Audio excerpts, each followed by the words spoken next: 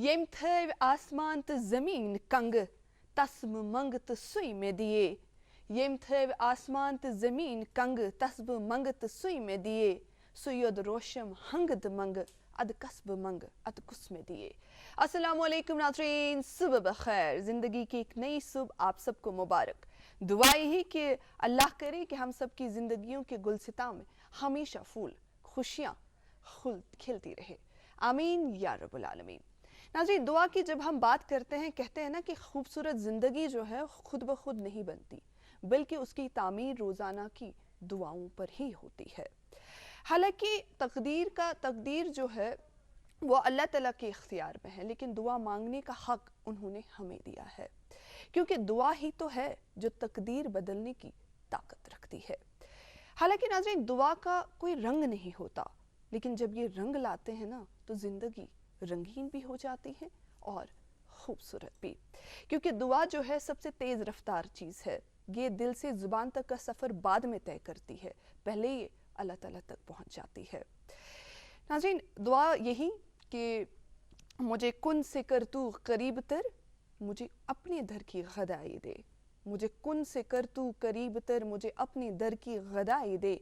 मुझे इस जहां से नहीं गरज, मुझे उस जहां की रसाई दे। दुआ की बात हो रही है और इसी दुआ के साथ आप सबका करते हैं खैर मकदम इस्तकबाल आपके अपने शो में दैट्स गुड मॉर्निंग JNK, जो आप दूरदर्शन की DD कलर्स चैनल से हर सुबह 8 बजे से 9 बजे तक देखते हैं बराह रास्त। आज भी हम आपके साथ पूरे 9 बजे तक बने रहेंगे और मेज़बानी के फ़राइज़ अंजाम देने के लिए आज मैं रहूँगी आपकी मेज़बान डॉक्टर सईद समरीना गिलानी और रहेंगे अमार। अस्सलाम वालेकुम। वालेकुम सलाम, बहुत बहुत शुक्रिया। कैसे हैं समीदी, आप कैसी हैं? बिल्कुल ठीक, आप ठीक हैं? अल्हम्दुलिल्लाह, काफ़ी अरसे बाद आज मेज़बानी का शरफ हासिल हुआ है एक साथ। नाज़रीन मोहतरम, आपका भी बहुत बहुत इस्तकबाल और खैर मकदम प्रोग्राम के एक और शुमारे में।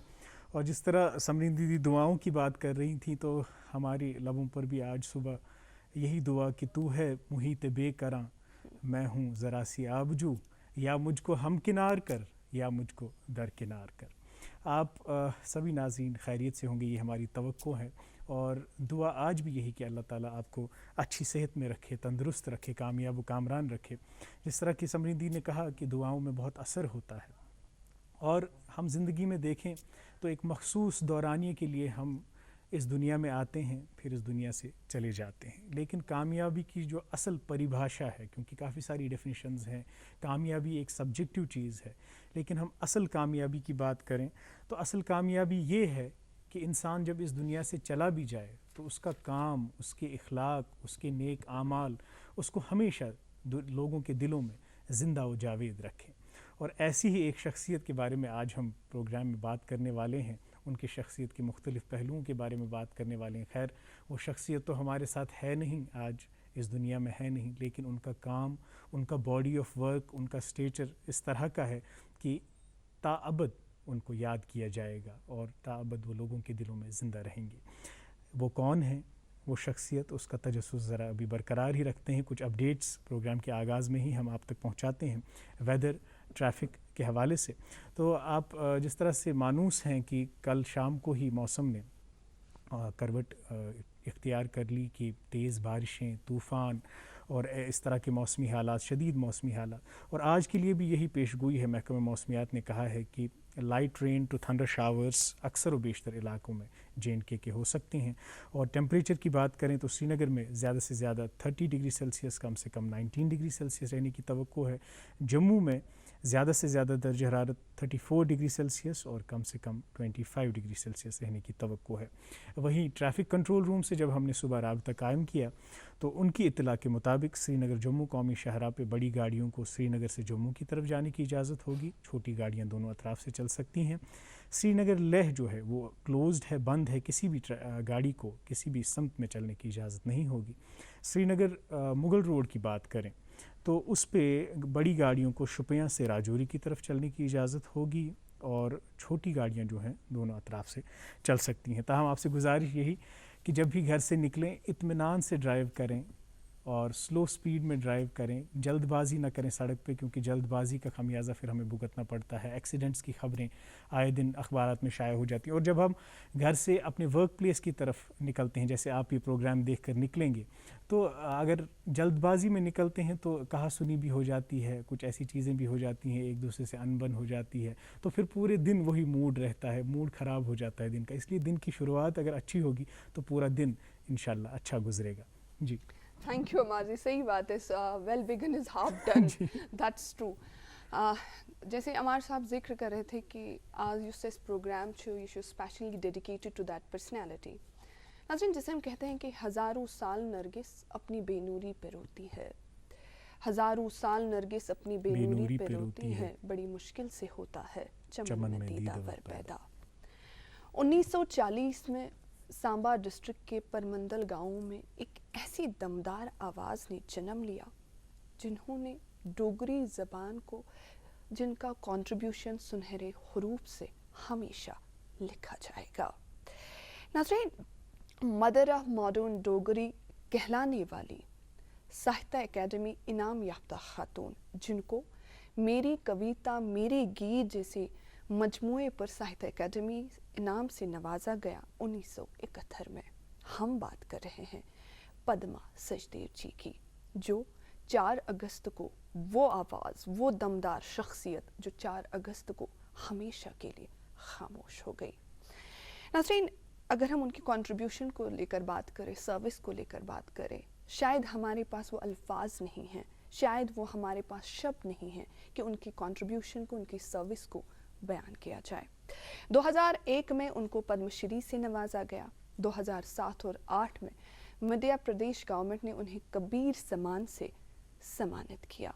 मेरी कविता मेरे गीत पे उनको जो साहित्य एकेडमी अवार्ड मिला, उनके प्रेफेस में एक मशहूर शायर रामदर सिंह दिनकर ने कहा है कि पद्म जी का ये जो नज़में हैं, उनकी जो नज़में हैं, ये पढ़कर मुझे ऐसा महसूस होता है कि मुझे कलम अपना फेंकना चाहिए, क्योंकि जो लिखा है पद्मा जी ने हकीकी मायनों में वही शायरी है।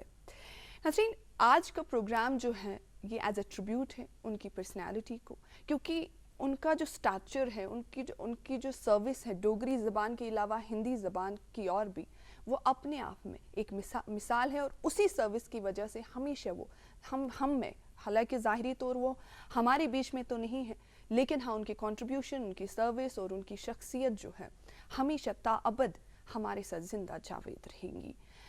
नाज़रीन, उन्हीं के ट्रिब्यूट में एक स्पेशल पेशकश है, आइए देखते हैं, और उसके बाद आपकी मुलाकात हमारे आज के मेहमान से करवाते हैं। और आज जो ये स्पेशल एपिसोड है गुड मॉर्निंग जे&के का, ये बिल्कुल पद्मा सचदेव जी की ट्रिब्यूट को, उनकी सर्विस को सराहने के लिए और उनकी सर्विस को सलाम पेश करने के लिए आज ये शुमारा लेकर हम आपकी खिदमत में हाजिर हैं। आइए देखते हैं ये स्पेशल पेशकश।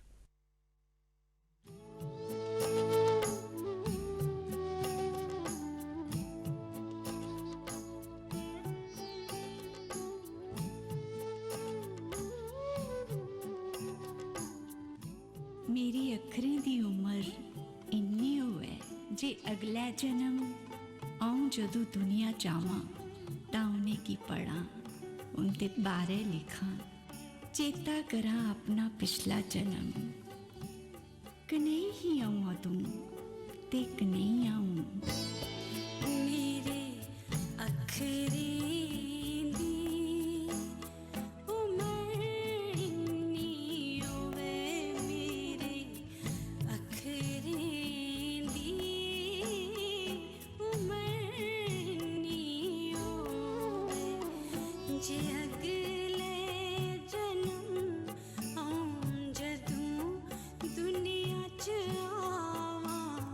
जे अगले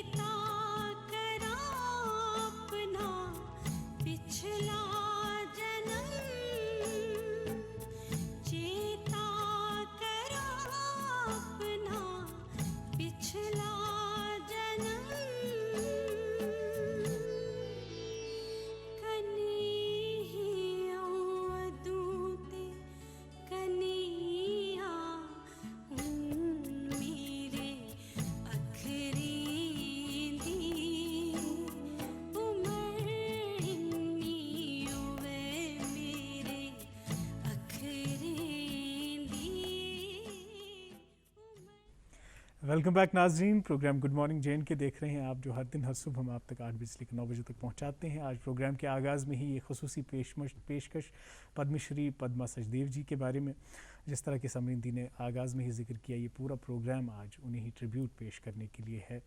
और वैसे तो ज़बान को काफ़ी सारे लोग बोलते हैं, लेकिन ऐसे कुछ अशख़ास होते हैं, कुछ शख्सियात होती हैं जो ज़बान को एक नए अरूज और बुलंदी पे ले जाती हैं अपने कलम की वजह से। और पद्मा सचदेव जी ने जो कुछ लिखा उससे डोगरी ज़बान एक इंटरनेशनल ज़बान बन गई, वो एक इंटरनेशनल कैनवस पे आ गई और अब सब लोगों के बीच में वो उस ज़बान को आज जानने वाले हैं। उस ज़बान की ट्रांसलेशंस होती हैं, उस ज़बान में जो ट्रांसलेशन है उसको सराहा जाता है और कंट्रीब्यूशंस को प्रेज़ किया जाता है, एक्नॉलेज किया जाता है। तो पद्मा सचदेव जी के साथ जिनका करीबी रिश्ता रहा है और उनको बहुत नज़दीकी से जाना है, उन अशख़ास के साथ आज हम राब्ते में रहेंगे, फ़ोन कॉल्स के ज़रिए उनसे बात करेंगे। और आज जो हमारे साथ मेहमान तशरीफ़ फरमा है, उन्हें आप मेहमान भी कह सकते हैं, मेज़बान भी कह सकते हैं। वो एक राइटर भी हैं, वो एक थिएटरिस्ट भी हैं, ज़बानों के बारे में काफ़ी हसास हैं, ख़ासकर डोगरी ज़बान उनकी मादरी ज़बान है, जिसके बारे में वो काफ़ी संजीदा हैं। और इस वक्त हमारे डायरेक्टर प्रोग्राम्स दूरदर्शन श्रीनगर हैं। मैं बात कर रहा हूँ डॉक्टर नसीब सिंह मनहास साहब की। Very good morning, sir, and welcome to our show. Good morning. It is your show also. अमर और डॉक्टर समरीन, आपका बहुत बहुत धन्यवाद। जिस तरह से आपने भूमिका बनाई इस मंच पे, इस स्टेज पे, काफ़ी सारे प्रोग्राम आपने किए हैं, आपका एक अनुभव है। और ये हमारा मकसद है कि जो जम्मू कश्मीर के जो हमारे आदर के काबिल जो जिन्होंने काम किया है ज़ुबान को लेके, आर्ट को लेके या किसी भी उपलब्धि में उनकी एक कामयाबी रही है, हमारी यूटी का एक गौरव रहे हैं, उनको हम यहाँ बुलाते हैं और उनकी चर्चा करते हैं। जैसे आपने बताया कि आज हमारी ऐसी एक बहुत अंतर्राष्ट्रीय जो है इंटरनेशनल लेवल की जिनका एक नाम था पद्मा सचदेव, उनके बारे में जिक्र करते हैं। और आज का शो उन्हीं के ऊपर हमने एक समर्पित किया है, डेडिकेट किया है, उनके बारे में बातचीत करते रहने।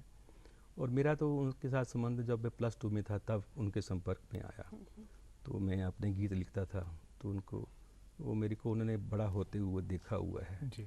हाल ही में जो मेरी किताब पब्लिश हुई है दर्द पिटारी जी, तो उसका उन्होंने लिखा है उनका ओपनिंग में कि मेरे बारे में लिखा है इनके गीत कैसे हैं। तो अभी पिछले साल नवंबर-दिसंबर में उन्होंने मेरे बारे में लिखा, अभी 2 महीने पहले भी बात हुई। तो पद्मा जी का जैसे आपने कहा कि ऐसे शख्सियत जो होती हैं ये अमर होती है ना, ये मरती नहीं ना। अभी जो आपने एक इनका गीत सुना है कि मेरे अक्षरों की इतनी उम्र हो कि मैं बार बार अगला जन्म लेके फिर मैं उनको पढ़ूं कि पहले कैसी थी आप कैसी हो। किसी पहाड़ी के ऊपर एक कपास की एक पंखुड़ी बन के मैं उगूं और उसकी रुई बने, जो किसी की देह नंगी पड़ी है, जो अनवस्त्र है, उनका मैं कपड़ा पहन के उसको ढकूं। वाह, इस किस्म की रचना है। तो इसको कंपोज किया है ब्रिजमोहन ने, बहुत अच्छे हमारे गीतकार हैं, बड़े एस्टेब्लिश्ड। तो ये बात है। अब ऐसी शख्सियत अमर और डॉक्टर समझिए कि पद्मा सचदेव के बारे में लता मंगेशकर ने इतना लंबा ट्यूट किया है। अभी हम आपको ट्यूट दिखाते हैं कि ट्यूट उन्होंने क्या किया है। बिल्कुल, लता मंगेशकर जी के साथ उनके मरासिम भी रहे हैं और पहला डोगरी म्यूजिक एल्बम लता मंगेशकर के साथ मिलके उन्होंने कंपोज किया। कल जब मैं उनके इंटरव्यू सुन रहा था, वो कह रही थी कि तकरीबन 1000 रिकॉर्डिंग्स में वो साथ गई हैं लता जी की, और उनको पर्सुएड किया कि आप भी डोगरी ज़बान में गाइए। वो कह रही थी इंटरव्यू में कि अगर डोगरी ज़बान में लता मंगेशकर न गाए तो ये ज़बान अधूरी रह जाएगी। उनको कन्विंस किया है। खैर, आपका बहुत करीबी रिश्ता उनसे रहा है और बातें आपसे जानेंगे उनकी शख्सियत के बारे में, क्योंकि वो हमेशा मुस्कुराती रही हैं। यूं लगता है कि शायद उन्होंने ज़िंदगी में कोई संघर्ष किया ही नहीं होगा, लेकिन उनकी ज़िंदगी भी संघर्ष भरी रही है। और बात करेंगे, लेकिन अभी वक्त हुआ चाहता है एक छोटे से वक्फे का। नाज़रीन, वक्फे के लिए रुकते हैं, उसके बाद सिलसिले कलाम को जारी रखेंगे। आप देखते रहिए प्रोग्राम गुड मॉर्निंग जैन के। अवाम की आवाज़, जम्मू कश्मीर के लेफ्टिनेंट गवर्नर श्री मनोज सिन्हा की अवाम की आवाज़ ब्रॉडकास्ट होती है डीडी कशिर के साथ साथ जम्मू कश्मीर के सभी आकाशवाणी केंद्रों पर। अगली कड़ी 15 अगस्त को शाम 5 बजे।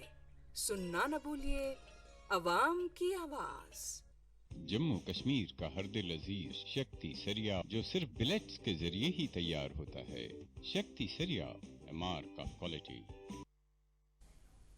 वेलकम बैक नाज़रीन, प्रोग्राम गुड मॉर्निंग जे&के में फिर से आपका इस्तकबाल और खैर मकदम। हम आज बात कर रहे हैं पद्मश्री पद्मा सचदेव जी के बारे में, और बात हो रही है डॉक्टर नसीब सिंह मनहास साहब से, जो कि एक राइटर हैं, थिएटरिस्ट हैं और डायरेक्टर प्रोग्राम्स दूरदर्शन केंद्र श्रीनगर हैं। डॉक्टर साहब, जिस ट्वीट की हम बात कर रहे थे जो लता जी ने किया, तो ये जो लता जी का डोगरी सॉन्ग गवाना, पद्मा जी ने जो उनको कन्विंस किया कि आप डोगरी सॉन्ग गाइए, तो इससे क्या लगता है आपको कि डोगरी ज़बान में कितनी और वुसअत आई और इस ज़बान का मर्तबा कितना और बुलंद हो गया? देखो, ज़ुबान तो अपना एक मकाम रखती है, लेकिन ज़ुबान को कुछ लोग प्रमोट कर किस तरह तक पहुंचाते हैं। अपनी जैसे ज़ुबान हमारी डोगरी कश्मीरी है, अपनी तो हम बोलते हैं, कश्मीरी को बाहर लोग कितने लोग जानते हैं। हमने कश्मीरी को अंतर्राष्ट्रीय इंटरनेशनल लेवल पे हमने पहुंचाना है। वो कुछ लोग होते हैं जिसको अनुवाद करते हैं, या वो कश्मीर से बाहर जाके भी अपनी भाषा का गुणगान करते हैं, अपनी कृतियाँ, अपनी कहानियाँ, कविताएं। ऐसी पद्मा सचदेव थी जिन्होंने ऐसा किया। और लता मंगेशकर बहुत बड़ा एक नाम है, एजाज अपने आप में एक संस्था है। उन्होंने डोगरी गीत गाए और बच्चे बच्चे की ज़ुबान पर वो डोगरी गीत आए, पला छपाइया डोगरी या किशन स्माइलपुर का गीत। और पद्मा जी ने अपने ही गीत नहीं गवाए, इन्होंने औरों के गीत भी गवाए। निकड़े फंगुड़ू उच्ची डुआन इनका अपना लिखा हुआ, और बड़े पॉपुलर रहे। इसलिए पद्मा जी के साथ आप देखिए उनका ट्यूट जो है, बिल्कुल ट्वीट की जिक्र हो रही है, तो स्क्रीन पे है ट्वीट। और ट्यूट ये लिखती हैं कि मेरी बहुत पक्की सहेली जो है वो चली गई है। और इनके साथ पारिवारिक संबंध था। वो बहुत एक पीएमओ ने इनके बारे में काफ़ी, और गवर्नमेंट की ओर से, और साहित्य अकादमी जो केंद्रीय साहित्य अकादमी दिल्ली की है, पूरे इंडिया की भाषाओं का जिनके पास रख रखाव है, प्रमोट करती हैं, उनके और से एक ऑफिशियली एक लेटर इशू होना शोक सभा का, ये बहुत बड़ी बात है, बहुत बड़ी बात। बिल्कुल सर, आपसे और बातचीत का सिलसिला जारी, क्योंकि बहुत सारी पर्सनालिटीज़ आज हमारे साथ जुड़ जाएंगी फ़ोन कॉल्स के ज़रिए, जो पद्मा जी के साथ रही, उनके साथ उनकी वाबस्तगी रही है। अभी हमारे साथ जुड़ चुके हैं प्रोफेसर ललित मगोत्रा जी, जो राइटर है, प्रेसिडेंट है डोगरी संस्थ जम्मू। उनसे हम बात करते हैं, अभी वो लाइन पे हैं। प्रोफेसर साहब आदाब, गुड मॉर्निंग। हेलो जी जी, आदाब सर, आपका वेलकम हमारे प्रोग्राम में। हाँ जी, नमस्कार। नमस्कार सर, आज चूंकि ये गुड मॉर्निंग जे&के जो लाइव शो है, आज हम ट्रिब्यूट दे रहे हैं पद्मा जी को, पद्मा सचदेव जी को, जो हमसे जुदा हुई 4 अगस्त को वो हमसे जुदा हुई। सर, उनके बारे में आप कहें, उनके साथ आपके कैसे मरासिम रहे और उनके स्टैचर के हवाले से हमें बताएं। देखिए, पद्मा जी के जाने से हमारे डोगरी साहित्य, डोगरी भाषा का एक बहुत मजबूत स्तंभ गिर गया। पद्मा जी एक शुरू से, जब से डोगरी साहित्य का सफर शुरू हुआ, तकरीबन तभी से और आज तक वो एक सक्रिय पात्र रही इस डोगरी के इतिहास की, और साथ ही वो इसकी एक बहुत बड़ी गवाह है। जी। आज वो चली गई तो हमें लगता है जैसे डोगरी का एक जमाना चला गया, डोगरी का एक जमाना निकल गया। पद्मा सचदेव जी अपने तौर पर तो एक बहुत ही बड़ी कवित्री थी, और उनका नाम डोगरी क्षेत्र में नहीं, डोगरी क्षेत्र से बाहर भी बहुत ज्यादा था। जी बिल्कुल। और उसके अलावा कवि होने के अलावा वो एक बहुत अच्छी उपन्यासकार थी। उन्होंने बहुत अच्छे संस्मरण लिखे, उन्होंने उपन्यासों के साथ साथ कहानियां लिखी, और कितने ही काम ऐसे किए जिनकी वजह से डोगरी में उनका नाम हमेशा के लिए अमर हो गया है। अब ये काम तो इस किस्म के काम लोग सभी करते हैं, लेकिन पद्मा जी ने कुछ काम ऐसे किए हैं जो सिर्फ पद्मा जी ने किए हैं और पद्मा जी ही कर सकती थी। जी। पहली बात तो ये है कि वो हमेशा हट के काम करती थी। जो चल रहा होता था वो उस पर नहीं रहती थी, वो नया काम, नए रास्ते बनाती थी, और फिर दूसरे लोग उन रास्तों पर चलते थे। आप जानते हैं वो डोगरी की पहली महिला कवि, और उस जमाने में उन्होंने डोगरी में कविता लिखना शुरू किया और कविता लिख के मंच पे आई। जब हमारे डोगरा समाज में लड़कियों का घर से बाहर निकलना और साहित्यिक महफिलों में जाना ऐसे समझा जाता था जैसे कत्ल किया है किसी, इतनी ऐसी नजर से देखा जाता था। ऐसे वक्त में ये छोटी उम्र की थी, उस वक्त हल्की उम्र की थी, 15-16 साल की होंगी। ये उस वक्त जाके इन्होंने डोगरी के मंच से जाके अपनी कविता पढ़ी और सबको हैरान कर दिया। इतनी खूबसूरत कविता पढ़ी, और हैरान होने वाले लोग दो किस्म के थे। एक वो जिन्होंने कहा अरे ये कहाँ से आ गई इतनी छोटी सी लड़की और इतना सुंदर कैसे लिख रही है, और दूसरे किस्म के लोग कैसी लड़की है, ये मर्दों की महफिल में जाके पढ़ती है और मर्दों के साथ जाके बैठती। देखिए उस वक्त ऐसे करना, कविता लिखना, लिख के स्टेज पे आके पढ़ना बहुत बड़ी हिम्मत की बात थी। इसको मैं साहित्यिक हिम्मत कहता हूँ। ये करेज थी उसमें, और ये करेज उनके व्यक्तिगत जीवन में भी थी और उनके साहित्यिक क्षेत्र में भी। वो जिधर रही उन्होंने जो कुछ किया हिम्मत के साथ किया और हट के किया। आज इतनी महिला कवित्रियां हैं हमारी डोगरी में, इतनी महिला लिखने वाली हैं। ये रास्ता पद्मा सचदेव ने बनाया था, जिसके ऊपर आज ये सभी लोग चल रहे। उसके बाद ये देखिए कि डोगरी साहित्य महदूद था जम्मू के क्षेत्र में, हमारे डोगरा क्षेत्र में या जम्मू कश्मीर में। पद्मा सचदेव ने बाहर निकलकर, जम्मू से बाहर निकलकर खुद भी बाहर गई और डोगरी साहित्य को बाहर निकाला, सारी दुनिया तक पहुंचाया, सारे भारतवर्ष तक पहुंचाया। इतने ही डोगरी के काम, अपने किए हुए कार्य, अपनी की हुई क्रिएशन ट्रांसलेशन की, दूसरी भाषाओं में ट्रांसलेशन की, और फिर डोगरी के जो दूसरे अच्छे लिखने वाले थे उनकी ट्रांसलेशन की करवा के सारी दुनिया में डोगरी का नाम इन्होंने पहुंचा दिया। इसीलिए हम इनको डोगरी का एम्बेसडर कहते हैं। पर सब ऐसा है कि तुस इसलिए डोगरी संस्था दे सरप्रस्त हो। डोगरी संस्था एक बहुत बड़ी संस्था अपने आप में डोगरी साहित्य के इतिहास वास्ते डोगरी संस्था का बहुत बड़ा योगदान रहा आज तक। ते ओदे पासे तुस आज दे मौके पर क्या आखना चाहते हो? देखो डोगरी संस्था पासिया मैं आखना चाहना कि जेकर तुस पद्मा सचदेव जी ने जाने का ऐसा दुख हुआ है कि ये दुख इसकी भरपाई नहीं की जाए, लेकिन जो कुछ वो लिखी गई हैं, जो कुछ वो करी गई हैं, वो साढ़े कोल है। इसलिए पद्मा सचदेव कदे भी नहीं जान लगी जिन्नी देर तक उनका लिखेगा, जिन्नी देर तक उनकी कविता, उनकी कहानियां, उनके उपन्यास साढ़े कोल न, इन्नी देर तक पद्मा जी साढ़े कन्ने गए, साढ़े कोल गए। कोई गल नहीं आखना चाहना कि पद्मा सचदेव जी चाहदियां ही कि हर डोगरा डोगरी बोले। उन्हें सच्ची श्रद्धांजलि इयां दी जा सकती है कि हर डोगरा एक कसम खा कि अपने बच्चे कन्नै डोगरी बोले, अपने घर की डोगरी किताबां रखे, बाकी डोगरी के प्रसार लई, डोगरी के वाधे लई बद कोला बद काम करग, उसी दिल च जगह देग, घर च जगह देग, तां मैं समझना कि पद्मा सचदेव जी की सच्ची श्रद्धांजलि मिलग, नहीं तो छड़ी लिप सर्विस है। बहुत बहुत शुक्रिया, ये करना बहुत जरूरी है। बहुत बहुत शुक्रिया प्रोफेसर ललित साहब हमारे साथ जुड़ने के लिए और पद्मा जी के लिए इतनी खूबसूरत बातें बोलने के लिए। Thank you so much, thank you so much.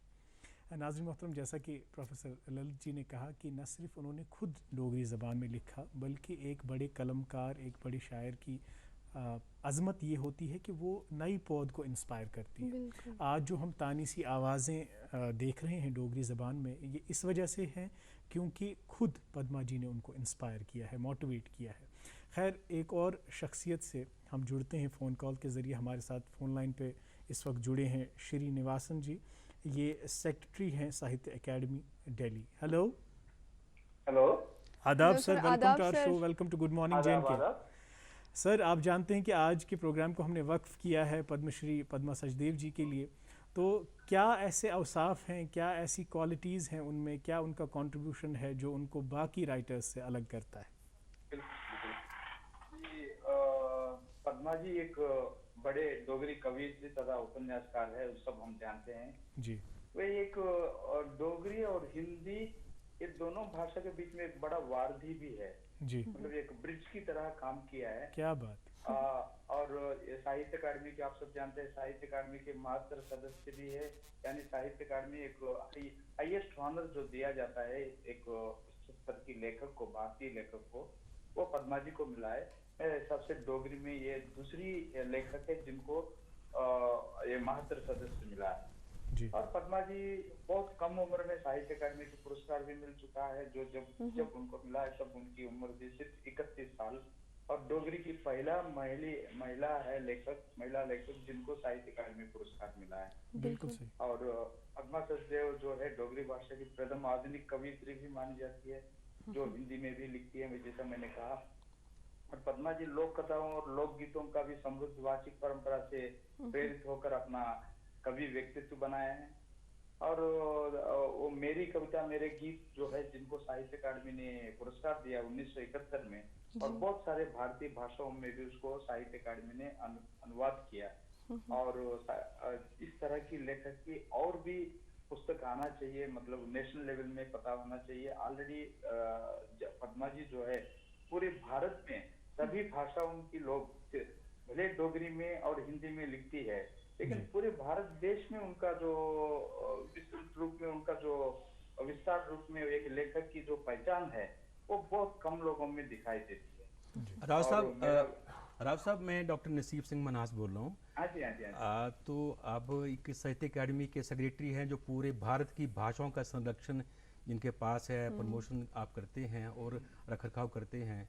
आज के कल आपने एक शोक संदेश भी निकाला साहित्य अकादमी की ओर से। ये बहुत बड़ा एक एजाज़ है, इज़्ज़त है भाषा को लेके, जम्मू कश्मीर के लोगों को ही नहीं बल्कि जो पूरे भारत के जो भारतीय साहित्य से जुड़े हुए लोग हैं।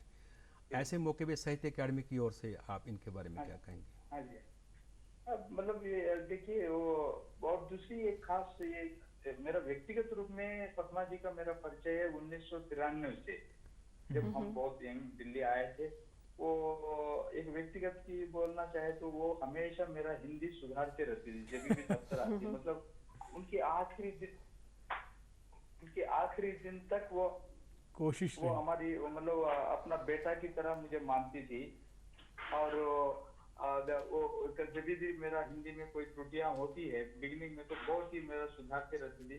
वो अकादमी के एक परिवार के सदस्य की तरह, मतलब उनकी बहुत सारे बीमारियां होने का मतलब तबीयत ठीक ना होने के बावजूद भी किसी तरह समय निकाल के अकादमी में हर हफ्ता एक बार आना, मतलब जब तक बम्बई गई तब तक हर हफ्ता में या 15 दिन में एक बार अकादमी में आना, सबसे मिलना, मतलब एक बहुत बड़ी एक अलग ही किस्म की महिला है, अलग किस्म की एक लेखक है।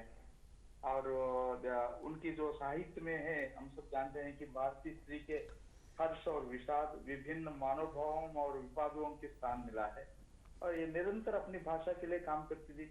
डोगरी बोलेगा तो एकदम अपना आपको मतलब मातृभाषा और उसकी जन्मस्थल जम्मू, हमेशा जम्मू एंड कश्मीर बोले तो मतलब जरूर बोलती है कि मुझे जरूर रखना बेटे, मैं जम्मू जाना चाहती हूँ सिर्फ। लेकिन मेरे एक हमेशा एक दुख रहेगा मेरा जिंदगी भर, एक है वो मुझे पिछले 2 या 3 साल में वो मुझे कहती रहती है, दाओ कभी आप कन्याकुमारी में कोई प्रोग्राम रखा तो मुझे जरूर ले जाना बेटे कन्याकुमारी। वो हम पिछले 1-1.5 साल से कोरोना का ग्रस्त है और उसके पहले उनका तबीयत ठीक नहीं था, इस वजह से वो कन्याकुमारी मैं खुद उनको साथ में ले नहीं पाया और उनके उधर कविता पाठ करवाना चाहते थे।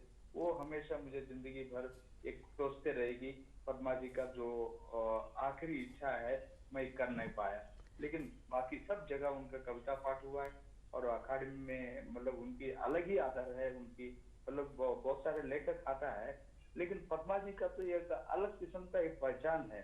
मतलब सभी लोगों से, छोटे से लेके बड़े लोगों को एक गुड ह्यूमन बीइंग जिसको कहता है, उस तरह का वो सबसे मिलजुल के रहते थे। और उनको तो आप सब जानता है, उनका 8 कविता संग्रह है, 3 गद्य की पुस्तकें हैं और हिंदी में भी 19 कृतियां लिखी है, और जिसमें कविता है, साक्षात्कार है, कहानियां है, उपन्यास है, यात्रा वृत्तांत है, संस्मरण, मतलब कौन सी विधा में वो नहीं लिखा। बिल्कुल बिल्कुल सर, बिल्कुल इस तरह का उनका ये, और सबसे बड़ा उनकी दूसरी एक, मैं शुरुआत में कहा, एक वारधी का रूप में वो डोगरी से अपने डोगरी साहित्य को हमेशा दूसरों को ले जाना चाहती है। इसी के सिलसिले में वो हिंदी में इतना अनुदित किया, इतना अनुवाद किया है, और उतना ही वो पंजाबी से हिंदी में, हिंदी से पंजाबी में, मतलब 4 भाषाओं में एक संपर्क की तरह, मतलब अच्छे से एक अथॉरिटी थे। और हर प्रोग्राम में उनकी एक पहचान भी होती थी, मतलब एक पर्सनल आइडेंटिटी की तरह वो कोई भी, चाहे कितने बड़े लेखक हो, कोई बड़े सम्मान की कोई हो, अपना प्रेजेंस को जरूर कुछ ना कुछ कह के जरूर दिखाते थे। बिल्कुल सर, बिल्कुल देखा उसका। Thank you sir, thank you so much हमारे साथ जुड़ने के लिए और इतनी खूबसूरत तरीके से, इतनी डिटेल्ड तरीके से उनके बारे में, उनकी पर्सनालिटी के बारे में कहने के लिए थैंक यू सो मच। और इन्होंने बहुत अच्छी बात कही कि पद्मा जी ने वो एज अ ब्रिज काम किया between Hindi and Dogri language. Sir और बात करेंगे, और फ़ोन कॉल्स पे बहुत सारी पर्सनालिटीज़ अभी हम लाइंड अप हैं जिनके साथ हम बात करेंगे, लेकिन फ़िलहाल हम रुकते हैं एक वक्फे के लिए, और वक्फे के उस पार इन्हीं के बारे में और जानेंगे। अवाम की आवाज, जम्मू कश्मीर के लेफ्टिनेंट गवर्नर श्री मनोज सिन्हा की अवाम की आवाज ब्रॉडकास्ट होती है डीडी कशिर के साथ साथ जम्मू कश्मीर के सभी आकाशवाणी केंद्रों पर। अगली कड़ी 15 अगस्त को शाम 5 बजे। सुनना न भूलिए अवाम की आवाज। जम्मू कश्मीर का हर दिल अजीज शक्ति सरिया, जो सिर्फ बिलेट्स के जरिए ही तैयार होता है। शक्ति सरिया, एमआर का क्वालिटी। वरदान आईवीएफ सेंटर, मुल्क का नामवर आईवीएफ सेंटर जो जालंधर और अमृतसर में जेर पजीर है। वरदान पिछले कई सालों से आईवीएफ की उड़ान में सबसे कामयाब तरीन सेंटर है, जहां हजारों बेऔलाद जोड़ों को औलाद की खुशी मैसर हुई है। अब वरदान की टीम श्रीनगर में बेऔलाद जोड़ों का तसल्ली बख्श इलाज करने के लिए हर दिन दस्तयाब रहेगी। अपॉइंटमेंट या मजीद जानकारी के लिए डायल करें 9814-021-991। याद रहे 20, 21 और 22 अगस्त को बाहर से वरदान के डॉक्टरों की टीम मगरमबाग श्रीनगर बीमारों का इलाज करने के लिए आएगी। ये अपनी अपनी उड़ान है, ये अपना अपना है हौसला। कोई उड़ के गिर गया बाम तक, कोई कहकशा से गुजर गया। कहकशा से गुजरने वाली खातून के बारे में ही आज हम बात कर रहे हैं। हम बात कर रहे हैं आज पद्मा सचदेव जी की, जो आज कई प्रोग्राम है गुड मॉर्निंग आपको बताते चले कि जिन्होंने अभी अभी टीवी सेट ऑन किया है कि आज हम उनको ट्रिब्यूट दे रहे हैं। आज ये जो प्रोग्राम गुड मॉर्निंग जे.एंड.के है उनको ही डेडिकेट किया जा रहा है, उनकी सर्विस, उनके कॉन्ट्रीब्यूशन को सलाम पेश किया जा रहा है गुड मॉर्निंग जे.एंड.के की पूरी टीम की तरफ से। और बात करेंगे और बहुत सारी पर्सनैलिटीज़ हैं जिनके साथ हम बात करेंगे इनके बारे में फ़ोन पे। और हमारे जो साथ मेहमान तशरीफ़ फरमा है मनहास साहब है, डॉक्टर मनहास साहब, जो डायरेक्टर प्रोग्राम, ये मेज़बान भी है मेहमान भी। तो आज हमारी खुशबख्ती के हमारी रूबरू तशरीफ़ फरमा है, इनसे भी हम उनके बारे में बात करेंगे। लेकिन फ़िलहाल वक्त हो चला है आप तक सुर्खियाँ पहुँचाने का, और शुरुआत हम करेंगे अमार जी से। बहुत बहुत शुक्रिया समरिंदी जी। कोविड अपडेट्स आपको दिए चलते हैं, और अखबार के सफ़े अव्वल पे कोविड अपडेट्स के हवाले से ही ये खबर शाया हुई है। 128 नए अफराद के टेस्ट मस्बत, एक और मरीज़ की हुई मौत। 4 अजला में कोई नया मस्बत मामला दर्ज नहीं, 83 मरीज़ शिफायाब। जी बिल्कुल, अंग्रेजी रोजनामा है मेरे पास की ये सुर्खी की union home secretary reviews public health response to कोविड-19, 40% of eligible J and K population gets first dose of COVID vaccine. जी नाज़रीन मोहतरम, एक और उर्दू रोज़नामा मेरे पास, और इसमें ये खबर शाया हुई है श्रीनगर समेत वादी के कई हिस्सों में तेज़ आंधी बारिशें, लोगों में खौफ व हिरास, तरसीली लाइनों को नुकसान, बिजली निज़ाम में खलल। जी हाँ, मेरे पास उर्दू रोजनामा, इसकी ये सुर्खी कि कश्मीर रेशम ब्रांड मुतारिफ करने का ऐलान, हुकूमत 15 उसूलों की राह पर गामजन, लेफ्टिनेंट गवर्नर का वादी के डीडीसी चेयरपर्सनों के साथ भी तबादुले ख्याल। नाज़रीन मोहतरम, अंग्रेज़ी रोज़नामा एक है और 2 सुर्खियाँ इससे भी लेना चाहेंगे। Government committed to make Panchayati Raj institutions vibrant in J and K LG, और एक और अहम खबर शाया हुई है LG launches J and K's film policy 2021।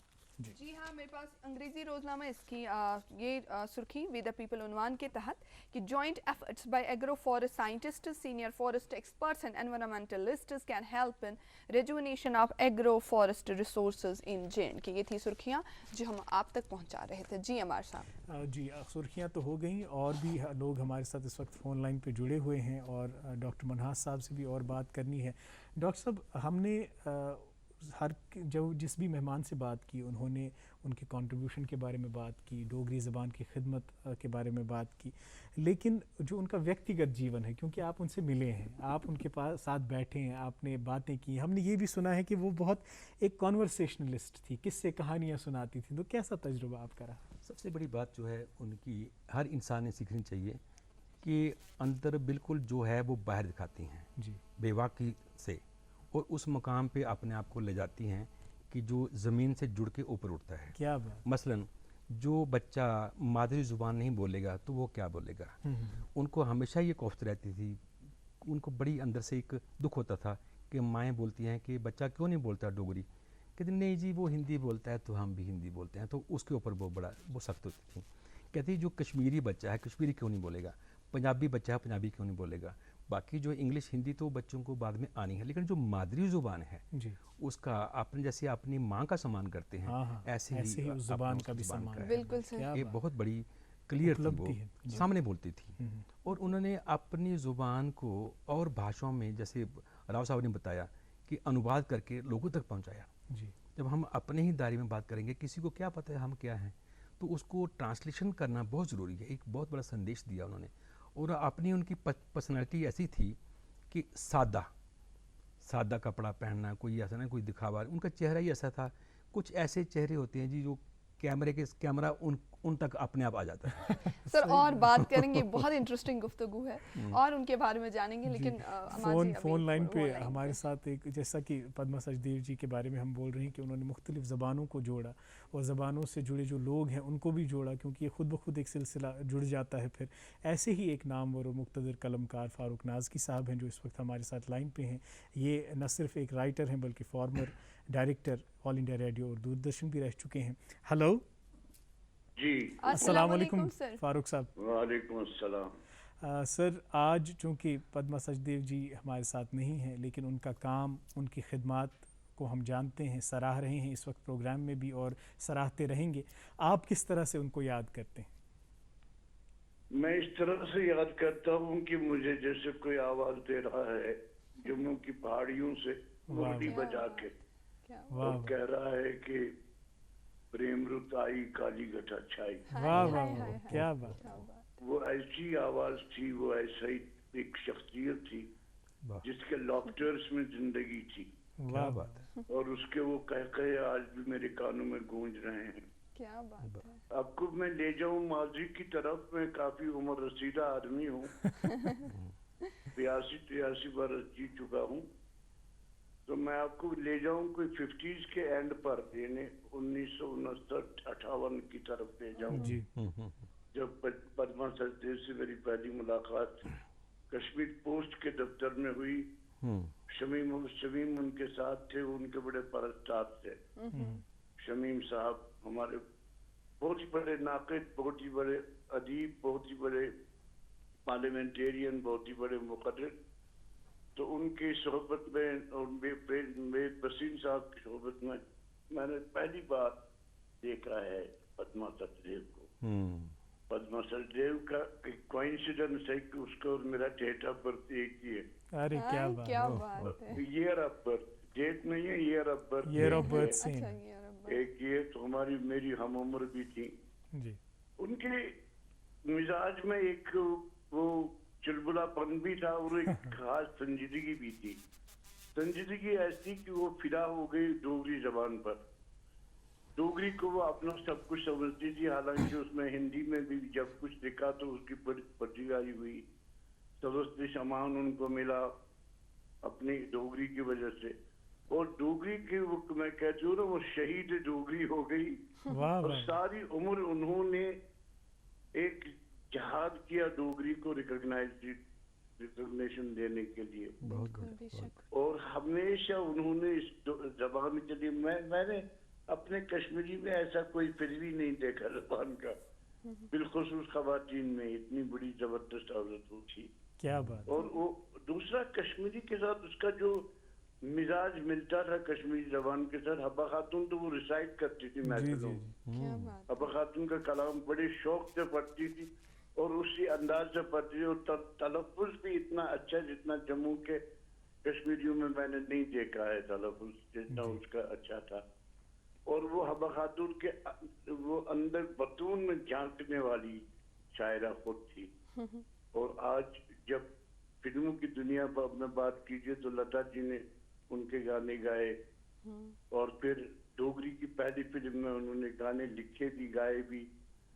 और ये जो काली गठा जो बनाई थी हमारे वेद राही साहब ने, जो जम्मू के और उर्दू के बहुत बड़े क्या कहते हैं राइटर रहे हैं, कहानीकार और फिल्मों के भी बहुत बड़े राइटर रहे हैं। और उन्होंने रामानंद सागर की बहुत बड़ी कंपनी में बहुत काम किया और बहुत ही योगदान है उनका। और उनके साथ इन्होंने टीम करके जो काली गठा फिल्म बनाई थी, और उसमें रेखा ने काम किया था, हमारी बहुत बड़ी मशहूर अदाकारा जी। जी। और उसके साथ वो इक्वेशन जो खड़ा हो जाता था इसका, लता जी के साथ इक्वेशन खड़ी हो जाती थी। लता को दीदी कहकर पुकारती थी। और बहुत जबरदस्त, मतलब पीआर की बात मैं नहीं करता, पब्लिक रिलेशन की, मगर वो मजलिसों की जीनत थी दिल्ली से लेके बम्बई तक, बहुत बढ़िया, जम्मू से लेके कश्मीर तक। अब जो भी सेमिनार से उनका जो एक नॉवल जो उसने मुझे उसका ताना बाना, एक जहाज में हम सफर कर रहे थे, श्रीनगर से फिर बीच में ब्रेक करना था जर्नी जम्मू में, और वहां से मैं बम्बई जाना था। तो ये 3-4 घंटे के सफर में उसने मुझे नौशीन का सारा ताना बाना समझा दिया। नौशीन नावल का जहाज के अंदर बैठ के, और पूरी तरह बता दिया कि ये नावल का मैंने कैसे ताना बाना बुना। फिर अगले दिनों वो अपनी सवाने हयात लिख रही थी, जिसपे उनको सरस्वती सम्मान भी मिला। और उसमें उन्होंने अपने पहाड़ों को जीवन दे दिया है। जम्मू की पहाड़ियों को जो बेहिस और बेजान की पहाड़ियां आती है, उनमें कितनी जिंदगी है। और उनमें बाघ जब पैदा हो जाता है, बाघ जो खास सिंध पे गाने की जम्मू में, और वो जब बाघ वहां से आवाज बाघ की आती है, तो ऐसा लगता है कि बहुत से संतूर बैक वक्त बजते हैं। बहुत बड़ी बात कही जी, बहुत बड़ी बात, जिनमें शिव कुमार गूंजता है। उसके यहाँ जम्मू एक फैमिली है, और जबरदस्त फैमिली में शिव कुमार की वाणी भी है, अल्लाह रखा का तबला भी है। और उसके बाद हमारी जो ये नए गाने वालों में सीमा की गजल भी है। जिसको ट्रिब्यूट दिए थे हमारे मादी हसन साहब ने भी, हमारे पड़ोसी मुल्क में जो अजीम गजल गाने वाले थे, उन्होंने सीमा की गजल गा करके उन्हें ट्रिब्यूट दिए थे। उनका तो मुझे इससे बड़ी उम्मीदें वाबस्ता हो गई हैं गजल के हवाले से। Thank you sir, thank you so much. ये टोटल गूंज जो है हबा खातून से लेकर के जम्मू के इलाके में गूंजने वाली आवाजों तक, ये सारी गूंज जो इसको उसने कोशिश की है एक लड़ी में पिरोने की। बिल्कुल सही सर। और वो एक हमारे यहाँ एक शायरा ही नहीं है, एक बहुत बड़ी कल्चरल अलामत है, कल्चर की, सकाफत शनास, अदब शनास शख्सियत है जी। हमारी सकाफत की एक बहुत बड़ी प्रतीक रही है, और हमारी सकाफत का एक सिंबल बन गई है। बिल्कुल नाज़की साहब, उन पे जितनी बात की जाए उतनी कम है, और ऐसी मल्टी डायमेंशनल शख्सियत है कि हम अगर पूरा घंटा भी वक्फ करें प्रोग्राम का, उन पे बात करें तो कम होगा। आप हमारे साथ जुड़े और बहुत सारी यादों को ताज़ा किया, और बहुत सारे इस्तिआरे और इस्तिलाहात इस्तेमाल किए, उनके लिए बहुत बहुत शुक्रिया हमारे साथ जुड़ने के लिए। Thank you so much. Thank you sir, thank you. नाज़रीन मोहतरम, क्योंकि ये सिलसिला जो है इसका तसलसल और भी जारी रहेगा, और भी फ़ोन कॉल्स हमें लेनी है। और जिस तरह से नाज़की साहब ने कहा कि और भी ज़बानों में लिखा करती थी, लेकिन उनका इंटरव्यू कल मैं सुन रहा था, तो उन्होंने कहा कि जब बाकी ज़बानों में मेरा काम छपने लगा, तो मुझे ये एहसास हुआ कि अगर बाकी ज़बानों में मकबूल हो गई मैं, तो डोगरी कौन लिखेगा। इसलिए मैंने सिर्फ डोगरी में ही खुद को वक्फ किया, और मैंने फ़ैसला किया कि सिर्फ डोगरी में लिखूँगी आज से। तो ये एक बहुत ही अजीम शख्सियत है। तो इनका तज़किरा और जारी रहेगा, लेकिन एक छोटे से वक्फे के लिए हमें रुकना पड़ेगा। आप देखते रहिए प्रोग्राम गुड मॉर्निंग जे.एंड.के। अवाम की आवाज़, जम्मू कश्मीर के लेफ्टिनेंट गवर्नर श्री मनोज सिन्हा की अवाम की आवाज़ ब्रॉडकास्ट होती है डीडी कशिर के साथ साथ जम्मू कश्मीर के सभी आकाशवाणी केंद्रों पर। अगली कड़ी 15 अगस्त को शाम 5 बजे। सुनना न भूलिए, अवाम की आवाज। आप देख रहे हैं अपना मनपसंद प्रोग्राम गुड मॉर्निंग जे.एन.के, जिसमें हम बहुत सारी पर्सनालिटी से बात कर रहे हैं। पद्मा सचदेव जी के बारे में हम जानने की कोशिश कर रहे हैं। एक और शख्सियत हमारे साथ जुड़ चुकी हैं, प्रोफेसर वीना गुप्ता जी हैं, जो राइटर है, क्रिटिक है और फॉर्मर हेड भी रहे हैं, डोगरी के जम्मू यूनिवर्सिटी के हेड रहे हैं। तो उनसे हम बात करेंगे पद्मा सचदेव जी के हवाले से। जी प्रोफेसर साहब, आदाब, आपका खैर मकदम प्रोग्राम में। की दूर दूर तक पहचान करवाने वाली डोगरी भाषा की सच्ची हितचिंतक, वरिष्ठ एवं प्रतिष्ठित कवित्री श्री पद्मश्री पद्मा सचदेव का अचानक चले जाना अति दुखद एवं असहनीय है। पद्मा सचदेव ने छोटी सी आयु में डोगरी में कविता लिखना प्रारंभ किया था। इनकी पहली कविता जो 1955-56 ईस्वी में इन्होंने प्रस्तुत की थी, ए राजनिया मंडियां तुंदियां, सभी को चकचकित करने वाली और अचंभित करने वाली, गरीब शोषितों के शोषण और सामंतशाही के अत्याचारों को इन्होंने जिस शैली में मुखरित किया था, वाकया ही झकझोर कर रख देने वाली थी। पद्मा ने बहुत छोटी उम्र में डोगरी संस्था में जाना शुरू कर दिया था और ये उस काफले के साथ जुड़कर लिख रही थी जो डोगरी तहरीक को आगे ले जाने के लिए पहला काफिला था। और ये उस वक्त अकेली कवित्री थी जो पुरुष कवियों के साथ बैठकर अपनी कविता किया करती थी। और जब ये राजे की मटिया कविता इनकी प्रस्तुत की गई तो सभी कवि हैरान रह गए और उनको एक आस बंधी कि इस साहित्य रचना के आकाश में जो नन्हा सा पक्षी उनके साथ आकर जुड़ा है, इसके पंखों में काफी सकत है, भाषा में रवानी है और विचारों में परिपक्वता है। तो इस तरह से पद्मा सचदेव ने डोगरी में अपनी कविता का सफर शुरू किया। उसके बाद इनकी कलम अनवर्थ लिखती गई लगातार और इनकी पुस्तकें, पहली पुस्तक मेरी कविता मेरे गीत जो प्रकाशित हुई, उसको साहित्य अकादमी का 1971 में पुरस्कार मिला। इसके बाद इनकी कविता तवी ते चना, नेरियां गलियां, पोटा पोटा नींबल, उत्तर बैनी, अखर कुंड, तैंथियां, लालड़ियां और आओ गीत गाचे, और इसके अलावा एक उपन्यास एक ही सुगी, और इनका जो अपने जीवन के संस्मरणों पर आधारित आत्मकथा है चित चेते, डोगरी को समृद्ध करने वाला साहित्य है। इन्होंने इतना ही नहीं लिखा, हिंदी भाषा में भी बहुत लिखा और डोगरी को अनुदित करके हिंदी भाषा में दूर दूर तक पहुंचाया। बीना मैडम, ऐसा है बीना मैडम, आप डोगरी डिपार्टमेंट है उसकी फॉर्मर हेड रही हैं और आपका एक मकाम है, नाम है, बहुत से विद्यार्थियों ने आपके अंडर PhD किया, उनमें से मैं भी हूँ। और अभी डोगरी डिपार्टमेंट को पद्मा के बारे में क्या, दो शब्दों में क्या कहेंगे?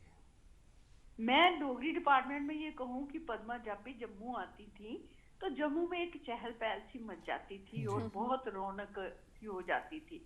और हर बार पद्मा सचदेव डोगरी डिपार्टमेंट में जब भी आई, हमने उनको बुलाया और उनसे हमने कविता पाठ भी सुना और बच्चों को उन्होंने संबोधित भी किया।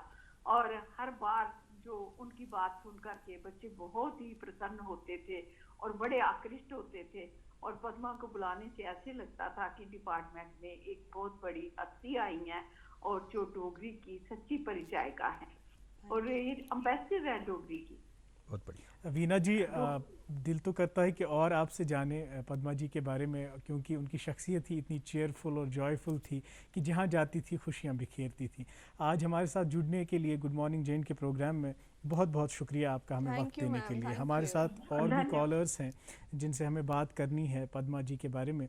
हमारे साथ इस वक्त फ़ोन लाइन पे एक और शख्सियत जुड़ चुकी हैं, माधव कौशिक जी हैं। ये राइटर हैं और वाइस प्रेसिडेंट है साहित्य अकेडमी न्यू दिल्ली। माधव जी, आपका इस्तकबाल और खैर मकदम करते हैं प्रोग्राम गुड मॉर्निंग जैन के। Good morning. धन्यवाद। सर, आज पद्मा जी के बारे में ही बात हो रही है, तो आप जब रिकॉल करते हैं जो भी मेमोरीज आपकी हैं पद्मा जी के बारे में, तो किस तरह से आज उनको याद करेंगे आप?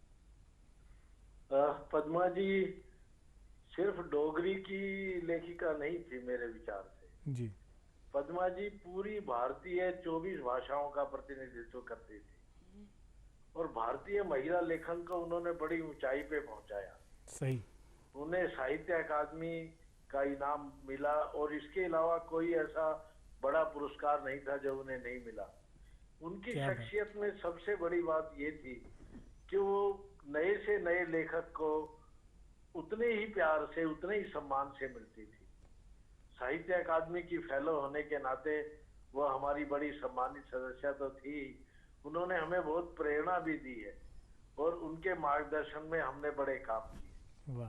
मेरे विचार से पद्मा जी का जाना हमारे पूरे भारतीय साहित्य की एक अपूर्णीय क्षति है और ऐसा व्यक्तित्व, ऐसी शख्सियत संभवतः कोई सदियों में ही एक पैदा होती है जो अपनी जबान को यकीनन बिल्कुल सही जी इतनी ऊंचाई तक लेके जाए।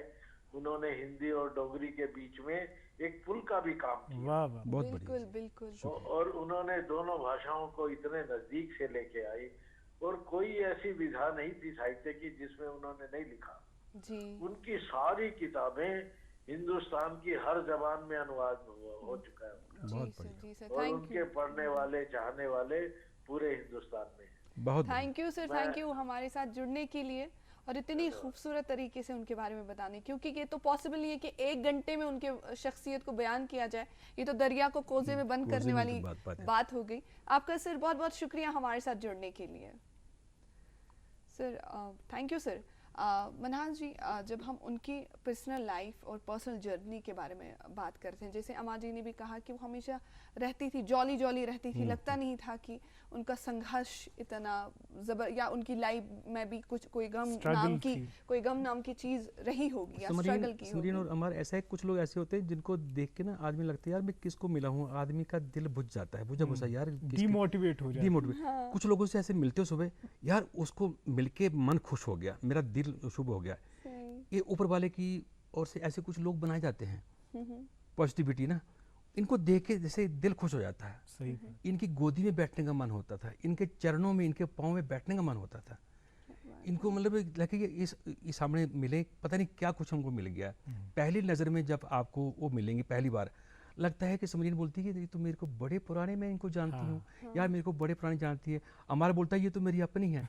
तो ऐसे शख्सियात जो होते हैं ये आम नहीं होते, बड़े खास होते हैं। बिल्कुल। ये ऊपर वाला उनको बड़े चुन चुन के बनाता है। ऐसा इसलिए हम उनको आज याद कर रहे हैं। बिल्कुल सही। और डॉक्टर साहब कल जब उनके बारे में थोड़ा रिसर्च कर रहे थे, जान रहे थे, हालांकि पहले भी मानूस थे इतनी बड़ी शख्सियत से, लेकिन अब जब फिर कोई शख्स इस दुनिया से चले जाए तो फिर वो खला जो है ना, वो आपको बार बार उनकी तरफ रागिब करता है, उनके काम को देखने की तरगीब देता है।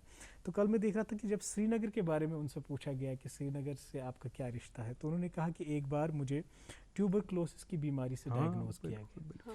तो जब डायग्नोसिस हुआ तो मैं श्रीनगर में थी। तो फिर यहाँ पे द्रुकजन हॉस्पिटल में, जिसको हम आज टेस्ट डिजीज़ हॉस्पिटल भी कहते हैं, वहाँ पे डॉक्टर हफीज़ुल्लाह साहब ने मुझे इस तरह से ट्रीट किया, मुझे लगा कि गोया कि मेरा कोई बड़ा भाई या मेरा कोई वालिद समान कोई फिगर है।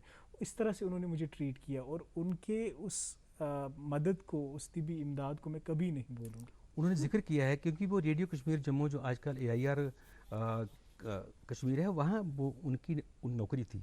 यहाँ उन्होंने बहुत सा समय बिताया और बच्चे का उन्होंने जिक्र किया हो यहाँ। बिल्कुल सही। अभी मेरे ख्याल में हमने मोहन सिंह के साथ बात करनी है और ब्रिजमोहन जी हैं। जी, समय बहुत कम है। ब्रिजमोहन जी हमारे साथ लाइन पे जुड़े हुए हैं, उनसे बात करेंगे पद्मा जी के बारे में। हेलो। हाँ जी, हाँ जी। आदाब और welcome to good morning JNK sir. हाँ जी, नमस्कार। ब्रिजमोहन जी, पद्मा सचदेव जी के बारे में क्या कहना चाहेंगे, किस तरह से याद आप उनको करते हैं, उनके जो लेख हैं, उनकी जो रचनाएं हैं, उनकी जो राइटिंग्स हैं, कंट्रीब्यूशन है, किस तरह से आप उनको याद करते हैं? बोलूं मैं क्या?